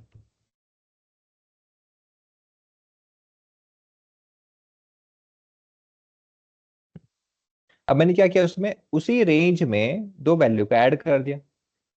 अब आप यहाँ पे देखोगे, ऑब्जर्व करोगे, आपके डेटा सेट में ना एक 10,000 वैल्यू है। क्या है, 10,000 की वैल्यू है, फिर भी आपको एवरेज 4,000 की मिल रहा है। देखा जाए तो 10,000 मतलब 5,000 आना चाहिए ना ऑन एन एवरेज। अगर यहाँ पे मैं ऐसे एक ग्राफ निकालूंगा इस तरह से, और अगर 0 सेल्स, ओके, 0 1000, अभी 1000 में ना, तो 0K, then 10K, 20K, 20K, अरे 10K तो है, सॉरी 1K 2K करना चाहिए, 20 कर दिया। Okay, 2K, 4K, 6K, 8K and 10K। अब एवरेज क्या आना चाहिए था, it should be somewhere here, क्योंकि क्या है 10,000 है ना, तो मेरा अंदाजा क्या है, आना तो ये चाहिए था 5,000, बट आता है 4,000। ये क्यों होता है, देखो आपके डेटा सेट में ना जो नंबर्स होते हैं, तो जिस तरह के नंबर्स आपके डेटा सेट में होंगे, जिस रेंजेस में आपको डेटा सेट में नंबर्स मिलेंगे, अब यहाँ पे देखो 1, 3 और 2, और एक ही है जो हाइयर का है, बाकी सब नंबर्स लोअर के हैं। तो क्या होता है, ऑब्वियसली डेटा जो हाइयर वैल्यू है, ओके, 10,000 के पास, उसकी तरफ खींचा जाता है। आप देखोगे तो क्या है, अगर आप हाइयर वैल्यू को, अगर मैं इसको असेंडिंग में लिखूंगा ना, 1 0 0 0, 2 0 0 0, 3 0 0 0 एंड 10 0 0 0, इस तरह से वैल्यू है। नॉर्मली क्या होना चाहिए भाई, अगर आप इस तरह से ऑर्डर में देखोगे तो आपको पता चलेगा 1,000, 2,000, 3,000, ओके, मतलब होना तो चाहिए था कि भाई समवेयर इनके बीच में या 3000 या 2005 समथिंग उससे भी होना चाहिए था, but because of this 10 the higher value क्या होता है, वो उसके तरफ खींचा जाता है, उसके तरफ खींचा जाता है। ओके, वैसे ही अगर इस 1000 की जगह में 500 करूंगा ना, तो क्या होगा, सबसे लोवेस्ट वैल्यू है तो क्या करेगा सिस्टम, उसके तरफ एवरेज उसकी तरफ खींचा जाता है। ओके, ये क्या कहते हैं, इसे आउटलायर्स कहते हैं। आगे हम इस पे और अच्छे से कंसेप्ट पे डिस्कस करने वाले हैं, देयर इज।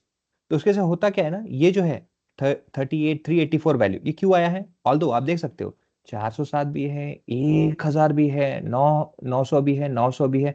900 की वैल्यू भी तो फ्रीक्वेंसी ज्यादा है, पर ये 384 क्यों आ रहा है जब इतने बड़े बड़े नंबर्स है आपके डेटा सेट में? Because you will see the frequency of smaller numbers are more. Frequency मतलब अकरेंस। ओके, फ्रीक्वेंसी मतलब क्या है, अकरेंसेस ऑफ, आपको जैसे हमने पिछले बार कैलकुलेट किया था, तो occurrence of lower values are more compare to higher values, isn't it? तो अफेक्ट होता है। Is it clear guys? Yes, yes sir. Okay, so मुझे क्या जानना है, मुझे जानना है एवरेज जो वैल्यू है 384, उस 384 वैल्यू के अबव, ओके, एवरेज वैल्यू के अबव सम ऑफ सेल्स कितना है, एवरेज वैल्यू के नीचे सम ऑफ सेल्स कितना है, मुझे ये जानना है। तो उसके लिए मैं क्या करूंगा, considering this as a reference 384.391, ये जो एवरेज वैल्यू, इसको रेफर करते हुए मैं मेरे पूरे डेटा को क्या करूंगा, ब्रेक करूंगा दो हिस्सों में। अब इसको करते कैसे, अब मैंने आपको क्या बोला, I want sum of sales. क्या किया मैंने, सम ऑफ सेल्स का है, तो मैंने बता ही दिया मुझे आउटपुट में क्या चाहिए, तो मुझे सम चाहिए। तो ऑब्वियसली मैं क्या करूंगा, सम फंक्शन को यूज करूंगा। अब जब मुझे सम चाहिए तो ऑब्वियसली मैं एवरेज नहीं निकालूंगा, मैं काउंट थोड़ी निकालूंगा, मैं वेरिएंस में स्टैंडर्ड डिवीजन बाकी नहीं निकालूंगा, मैं क्या निकालूंगा, सम ही निकालूंगा, टोटल ही निकालूंगा। सो ऑब्वियसली मेरे लॉजिक बेस क्या है, सम का ही फंक्शन यूज करूंगा मैं। अब अगर मैं जनरल मेथड में या फिर जनरल वे से, ओके, अगर मुझे कैलकुलेट करना होगा तो मुझे क्या करना पड़ेगा, फर्स्ट ऑफ ऑल तो जितना भी यहाँ पे डेटा है ना, इस डेटा को मुझे ब्रेक करना पड़ेगा या फिर सेपरेट करना पड़ेगा। नॉर्मली क्या होता है, मैं इसको ऐसे कॉपी करूंगा, इसको यहाँ पे से पेस्ट कर देता हूँ यहाँ पे, ओके, और फिर क्या करूंगा, इसको ऑर्डर में कर देता हूँ। सबसे सिंपलेस्ट वे जो मैं बताता हूँ, कंटिन्यू द सोल्यूशन, ये ऐसे मैंने कर दिया। अब मैं क्या ढूंढूंगा यहाँ पे, हाँ भाई कहाँ है ये, 384 है ना, हाँ 384 इसके अबव है ये वाला, तो ये आंसर आएगा, कितना आना चाहिए, हाँ 630.80, ये जो आंसर है यहाँ पे बात कर रहा हूँ मैं, मेरा कर्सर यहाँ पे सन, ओके, ये आना चाहिए, इतना आना चाहिए, ये ठीक है, समझ गया मैं ये। चलो क्या है, जब आपको छोटा डेटा सेट तो आप ये कर पा रहे हो, जब आपके पास में 9994 जो डेटा मैंने दिखाया था वहां पे ऐसे करना होगा तो क्या करोगे, यही करोगे क्या, नॉट पॉसिबल। उसमें भी क्या होगा, आपको सेलेक्ट करते करते नीचे नीचे नीचे नीचे नीचे ऐसे करके आना पड़ेगा, which is not possible and it is time consuming. Okay, बहुत टाइम कंजम्पशन इसमें जाता है और बहुत लेंदी प्रोसेस है, ऐसा नहीं करना। तो ऐसे केस में क्या करेंगे, अगेन सम करने के लिए सिर्फ सम नहीं, एक्सेल ने कंडीशन बेस्ड एडिशन भी दिया है। जैसे आपने सम किया था, यहाँ पे क्या किया था, सम फंक्शन यूज किया, ये पूरा रेंज दे दिया आपको, एडिशन करके मिल गया। लेकिन अगर किसी कंडीशन बेसिस में सम करना है तो वो भी कर सकते हो, जैसे सम इफ जिसका नाम है, ओके, मैं यहाँ पे आंसर निकालता हूँ उसका। अब ये तो चलो आपको पता हो गया, इसको निकाल देता हूँ मैं। अब मुझे क्या करना है, सम इफ, फर्स्ट क्वेश्चन क्या है अपना, sales, sum of sales, not sales, sum of sales above above average and below average। Okay, अब इसको कैसे करेंगे हम, देखो आपके पास में is equal to sum if करके एक ऑप्शन है, सम इफ। अब सम इफ और इफ्स में क्या डिफरेंस है आपको समझ में बताता हूं मैं। लेट्स से सम इफ है, सम इफ क्या करता है, based on some criteria, based on some condition, आपको एडिंग करके देता है, एडिशन करके देता है। मतलब अगर मैं इस कॉलम पे कुछ क्राइटेरिया, कुछ कंडीशन लगा दूं, तो कंडीशन अगर मेट होता है तो ही उसमें से एडिशन होगा। ओके, जैसे अभी मैं साइड बाय साइड कंपेयर करने के लिए आपको दिखा रहा हूं। ओके, लेट्स से पहले मैं इफ करके दे देता हूं, if the some is greater then this value, lock करना पड़ेगा मुझे, बाकी तो ठीक है। कॉमा, हाय, लो।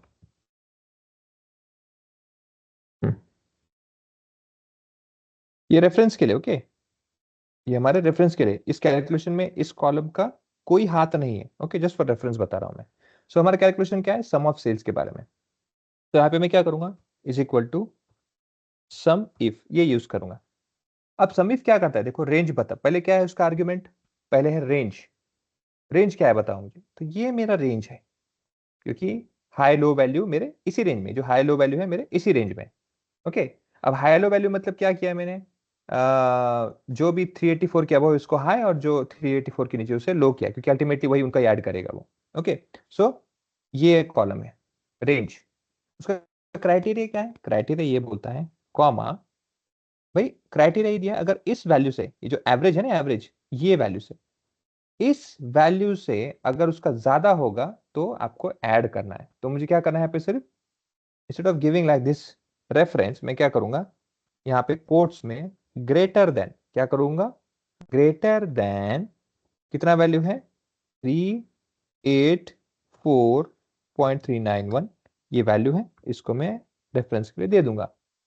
क्या किया मैंने, सम इफ कंडीशन, सम करो अगर मेरे इस रेंज को मैं ये कर देता हूँ, लॉक कर देता हूँ, इसको लॉक कर देता हूँ। तो मैंने क्या कहा वहां पे, आप क्या करो, सम इफ में ओके ऐड करना, अगर मेरे इस रेंज में कोई भी वैल्यू 384.391 से ज्यादा है, ग्रेटर देन 384.391 अगर है, तो उसका क्या कर दो, आप पकड़ के उसे ऐड कर दो। ये आंसर आ गया आपका। ये क्लियर है सबको, समझ में आया अभी guys? Yes yes sir sir. वो फॉर्म में एवरेज सिलेक्ट करके नहीं आता क्या उसका आंसर? वो हमने टाइप किया ना 384 इन नंबर, वो सिलेक्ट करके वो रो सिलेक्ट, सेल सिलेक्ट करके नहीं आता क्या उसका आंसर? करके देखो, ट्राई करो क्या होता है उसमें। देखो ये रेंज है, इसको सेलेक्ट कर लेते हैं, ओके। यहाँ पे मैं इसको लॉक कर देता हूँ दोनों को, ताकि बार बार चेंज करना पड़े, कॉमा। अब मेरा क्या है, यहाँ पे देखो क्राइटेरिया देना है, so I just say greater than range, okay, और उसे क्लोज कर देते हैं, एंटर कर देते हैं, एंटर।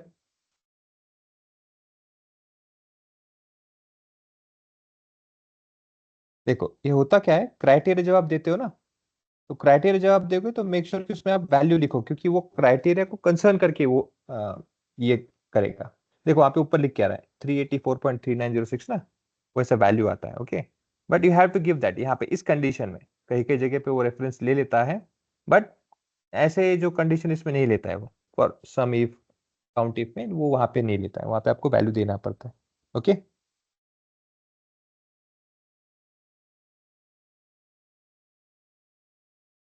उनका क्वेश्चन बहुत सही है, अगेन आप कितने लोगों को अभी के लिए समझ में आएगा, I don't know, because dynamic references ना, डायनेमिक डेटा नहीं रहता है फिर, ठीक है, हम आगे इस पर डिस्कस करेंगे, but any how this is a bit limitation हो यार, आपको ऐसे लिखना पड़ेगा। ये क्लियर है सबको अभी?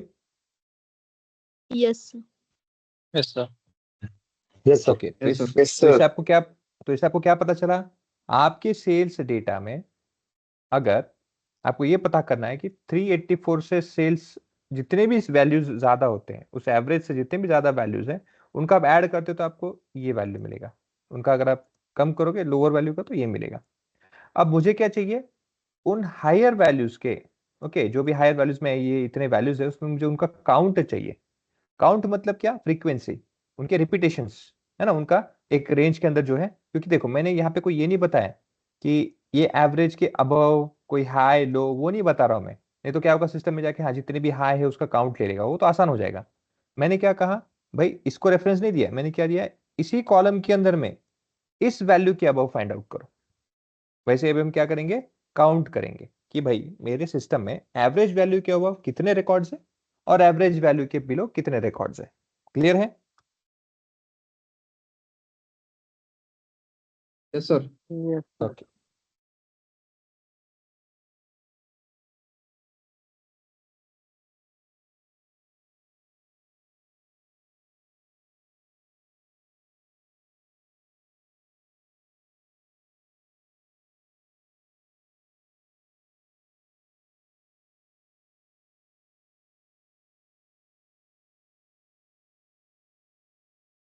तो we have 7 and 11.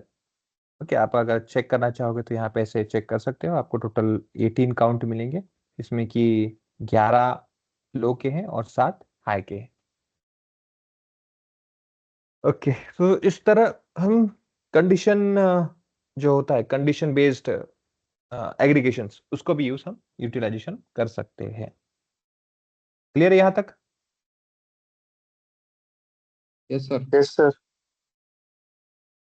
Okay, now किसी ने अगर ऐसा कहा कि ये कॉलम को रेफर करके एडिशन करो, तब क्या करोगे? ओके, ये कॉलम को रेफर करके इस कॉलम में रेफरेंस देना है। अभी तो हमने क्या किया भाई, ये वैल्यू हमारे पास थी इसलिए हमने कंसीडर कर लिया, लेकिन समझो मेरे पास ये वैल्यू ही नहीं है। ओके, ये मेरे पास में वैल्यू ही नहीं है, तब क्या करोगे? तो वैसे केस में क्या है, हमें इस कॉलम का रेफरेंस लेना है और एडिशन यहां से करना है। तब कैसे करोगे? So for that region is equal to sum आता है ifs, not sim, sumifs करके है वो काम आएगा। Okay, sumifs. अब इसमें क्राइटेरिया क्या है? दो क्राइटेरिया है, एक सम का क्राइटेरिया, आपको एडिशन कहां से करना है, और दूसरा आता है क्राइटेरिया रेंज। क्राइटेरिया रेंज कहां लगाओगे? और बेस्ड ऑन, अभी हमारा क्राइटेरिया रेंज तो ये है और हमारा सम रेंज क्या है? जो भी यहाँ पे क्राइटेरिया सक्सेसफुल होगा उसके बेसिस में यहां से एडिशन करना है। जो भी आप क्राइटेरिया लगाओगे इस कॉलम पे लगाओगे, जो मेट करेगा तो उसका आंसर मुझे यहां से चाहिए। तो हम क्या करेंगे, पहले सम रेंज, सम रेंज पहले आर्ग्यूमेंट है, सम रेंज कहां से करना है आपको? एडिशन, एडिशन इस कॉलम से करना है।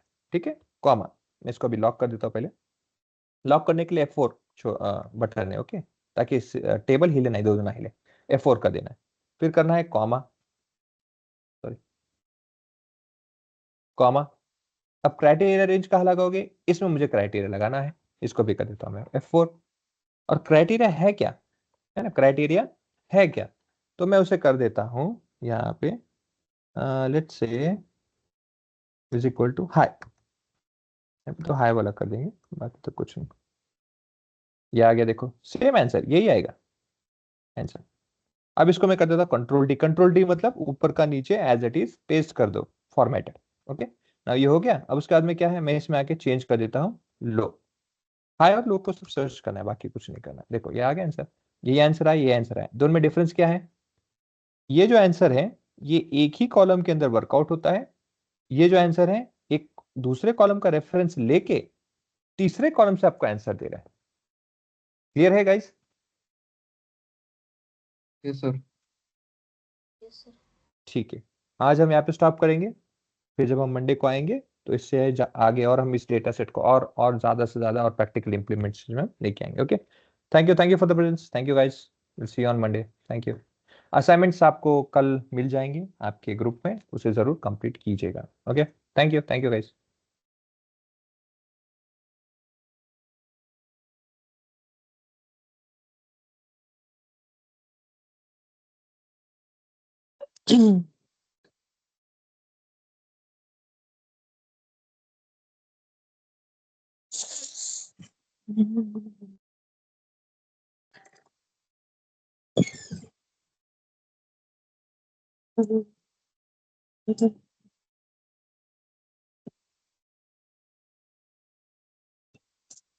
हाँ, कुछ क्वेरी है मानस?